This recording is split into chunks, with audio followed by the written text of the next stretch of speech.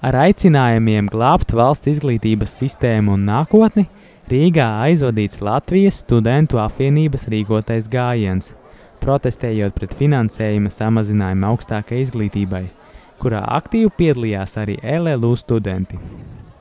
Ar dažādiem plakātiem rokās, dziedot dziesmas un skandējot protesta saukļus, studenti devās gājienā no Doma laukuma uz ministru kabinetu. Pa ceļam dalībnieki piestāja pie izglītības un zinātnes ministrijas, lai noliktu ziedus un 2 grāmatu saiņu sēru noformējumā. Pie valdības ēkas neapmierinātie studenti sagaidīja izglītības un zinātnes ministri Tatjanu Koķi, ar kuru izvērsās kaislīga diskusija par budžeta samazināšanu izglītībai. Akcijā piedalījās vairāk nekā 1000 studentu no reģionālajām un galvaspilsētas augstskolām. LLU pārstāvēja apmēram 100 studentu.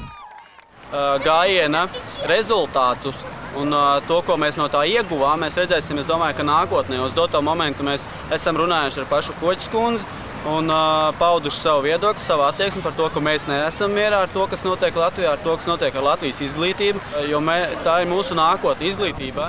Mēs visas valsts mums ir nolaistā, piedodiet par tādu teicienu, bet izglītība ir vienīgais un studenti ir tie, kas var šo lietu labot un celt arī augšā. Un līdz ar to, ja mums sāk griezt jau esoši tagad studentiem esošiem nost jau finansējumu, jo tehnoloģijas attīstās, mums ir jāpilnveidojās pašiem sevi.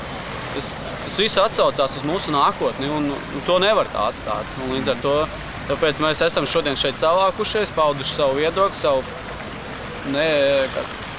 savu viedokli un līdz ar to, es nezinu, tālākās, kas notiksies, redzēsim.